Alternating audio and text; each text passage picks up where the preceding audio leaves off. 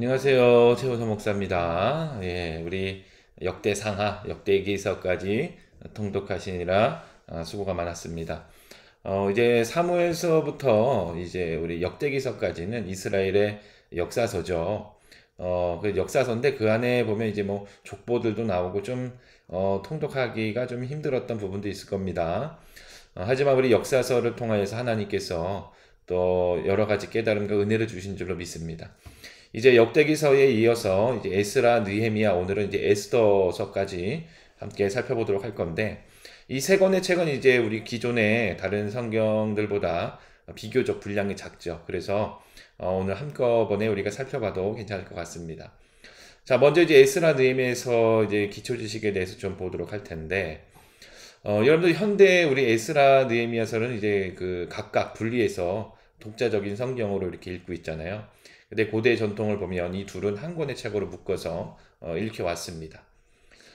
이 책들은 이제 구약 시대의 이제 마지막 사건들을 이제 그런 배경으로 이제 기록되어 있는데, 이제 포로에서 이제 귀환해서 이제 귀환해서 이제 성전의 재건과 성벽의 재건 이제 그런 활동의 배경을 가지고 있습니다.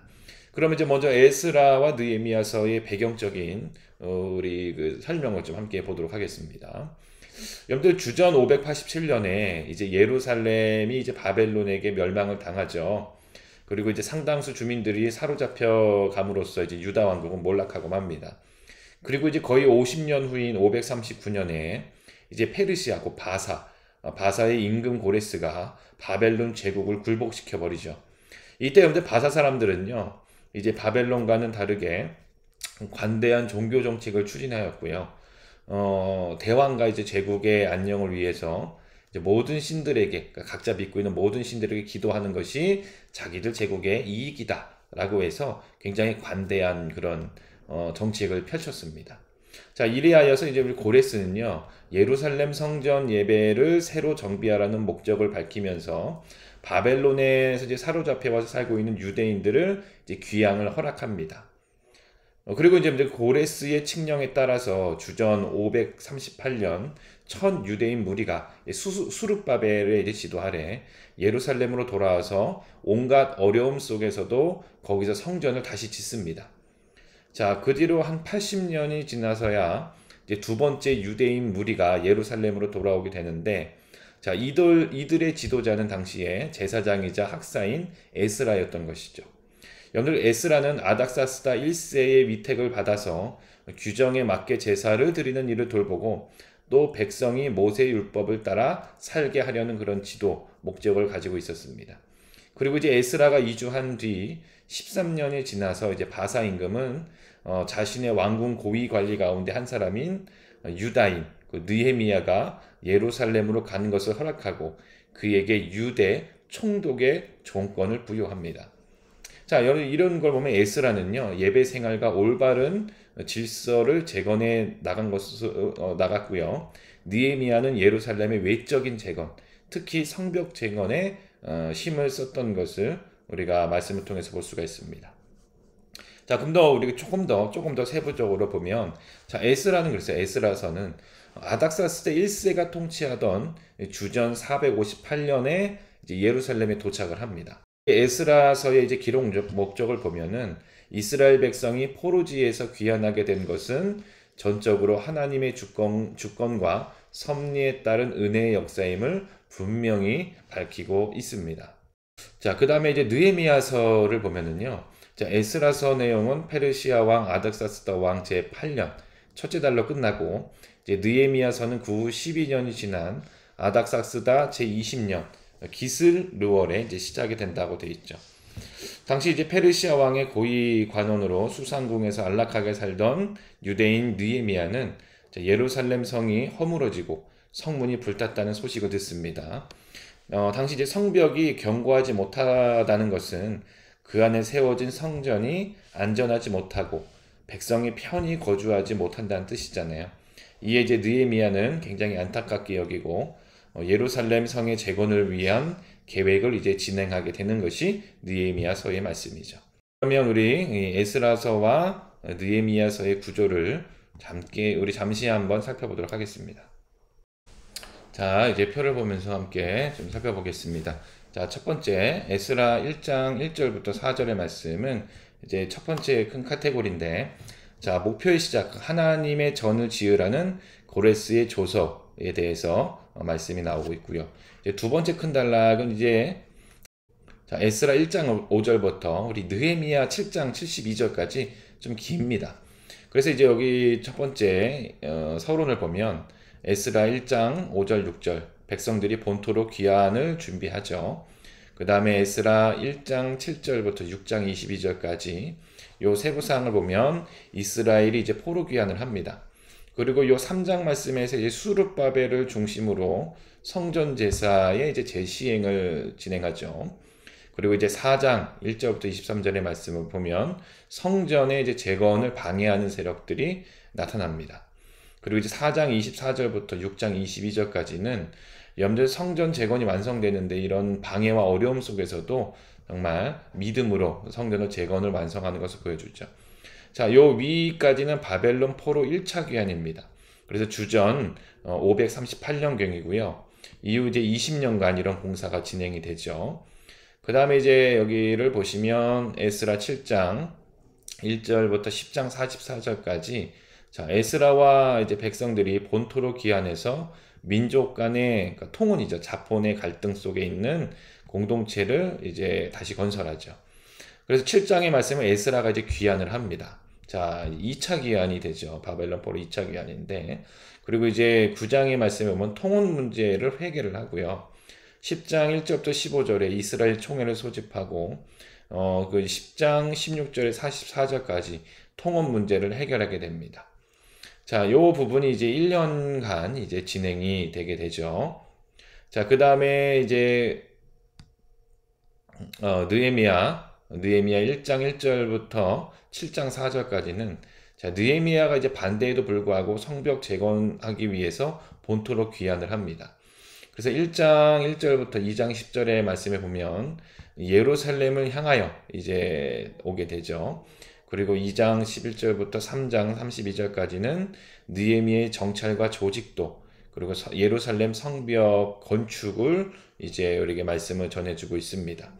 그리고 4장 1절부터 7장 4절까지는 방해 공작과 음모에 맞서는 그런 내용의 말씀들이 나오죠. 여러분들 이 성벽, 그러니까 성전 재건도 그랬고 이 성벽을 재건하는 데 있어서도 굉장히 여러분들 방해 요소들이 많았고 어려움이 많았던 것입니다. 자, 그리고 느헤미야 7장 6절부터 73절까지 보면은 귀한 자들의 목록, 그 명단이 나옵니다.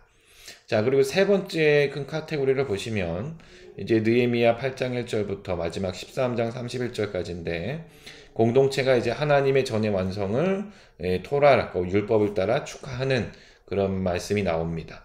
율법 낭독과 언약의 임봉 그런 게 나오고요. 사역의 마무리에 대해서 우리에게 말씀을 주고 있습니다. 자, 요 부분을 보시면 이제 에스라서 느헤미야서의 연대 표인데, 자, 본문은 이제 에스라 1장부터 6장까지는 자, 1차 기한이죠. 이제 스룹바벨의 중심으로 해서 주전 536년 혹은 538년 그렇게 보고 있고 성전 건축을 하게 되죠. 에스라는 이제 에스라서 7장에서 10장에서 에스라가 나오죠. 네, 이때 에스라는 이제 성전은 이제 건축되는 데 있어서 율법과 신앙을 바로잡는 그런 어찌 보면 제사장적 역할을 감당하게 됩니다. 그 다음에 느헤미야 이제 1장, 느헤미야 1장에서 13장인데 여기 이제 성벽 건축을 마치게 되죠. 그죠? 성전 건축, 그리고 율법과 신앙을 회복하는 거, 그리고 성벽의 재건, 요렇게 세 부분으로 보시면은 이제 에스라서와 느헤미야서를 이어서 함께 볼 수가 있는 것이죠. 네, 우리가 이 에스라서와 느헤미야서를 통하여서 우리 한 가지 좀 우리가 꼭 알고 또 깨닫고 넘어가야 될 부분이 있습니다. 그것은 무엇이냐면 요 수룹바벨, 그 에스라, 느헤미야는 어찌 보면 다양한 직분과 다양한 그런 형태의 능력을 가지고 하나님의 사역을 함께 동역함으로 완성했다는 것이죠. 여러분들 지금으로 말하면 교육자로만도 하나님의 사역이 다 되는 것이 아니라는 것이죠. 에스라가 이제 학사이며 제사장의 역할을, 교육자의 역할, 그 신앙에 대한 개혁과 신앙의 회복과 이런 부분을 담당했다면, 이제 느헤미야와 스룹바벨 같은 경우는 이제 어찌 보면 평신도 사역자로서 이제 하나님의 그런 사역과 일들을, 외적인 일들을, 그런 것들을 함께 동역함으로 완성해 나가는 것을 보여주고 있다는 것이죠. 그래서 우리는 에스라서와 느헤미야서를 통하여서 하나님의 사역의 완성은 우리가 함께 동역하고 함께함으로 만들어 나간다라는 것을 우리가 살펴볼 수가 있습니다. 자, 우리 여기까지 에스라서와 느헤미야서의 기초 지식에 대해서 함께 살펴봤고요. 자, 이제 바로 이어서 우리 에스더서의 기초 지식에 대해서 함께 좀 보도록 하겠습니다. 자, 역사적인 배경을 보면 이제 바벨론에 사로잡혀와 살던 옛 유다 왕국의 이제 상류층들에게 이제 바사왕 고레스가 주전 538년에 다시 고향으로 돌아가도록 허락하였을 때, 이때에 이제 그 일부 유대인들의 일부만 이제 귀환을 한 것이죠. 자, 그 후에 이제 수십 년 동안 크고 작은 무리들이 다시 유다와 예루살렘으로 귀환을 했습니다. 하지만 더 많은, 대다수의 많은 사람들은 자기들이 사로잡혀 와서 흩어져 살던 여러 낯선 나라에 그대로 머물러서 이제 정착해서 살고 있었던 것이죠. 오늘 에스더는 이런 유다인들이 외국에서 위협받고 있는 상황들을 우리가 살펴볼 수 있는 말씀의 그런 내용들입니다. 자, 이들은 자신들의 종교 전통을 고수했기 때문에 어디서든 남의 눈에 띄었고요. 주변 사람들의 반발을 불러일으켰습니다. 자, 왜 그런가 하면 여러분들 그 유대인들이 가진 신앙, 하나님을 믿는 신앙은 유일신앙이거든요. 그런데 당시에 고대 근동, 그 당시에 이제 그 살던 사람들의 신앙과는 완전히 분위기가 다릅니다.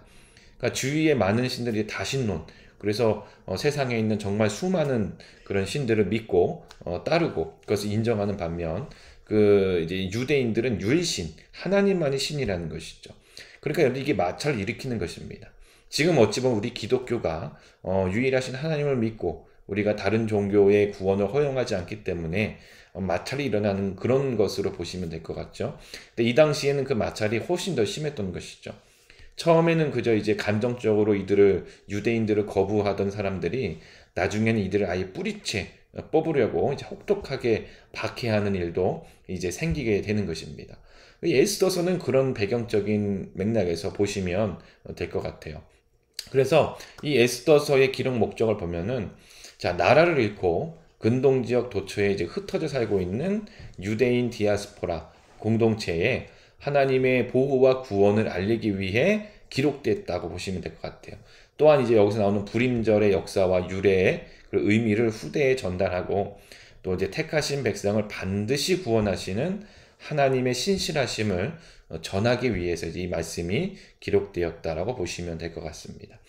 그래서 이제 에스더서는 이제 짧잖아요. 10장이 이제 짧은 건데, 첫 번째 큰 카테고리는 이제 파멸 음모입니다.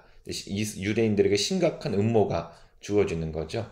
이 안에 보면 이제 1장에서는 아하수에로 왕의 잔치의 내용이 나오고요. 2장에서는 왕후 에스더가 등장을 하고요. 3에서 4장에서는 이제 하만의 음모가 나옵니다. 그래서 이 하만의 음모로 유대인들을 아예 뿌리채 뽑으려고 하죠. 그리고 이제 두 번째 큰 카테고리는 이제 파멸을 방비하는 거죠. 또 한 다른 표현으로는 위대한 구원의 역사가 일어납니다. 그래서 5장에서 에스더의 믿음의 용기가 나오고요.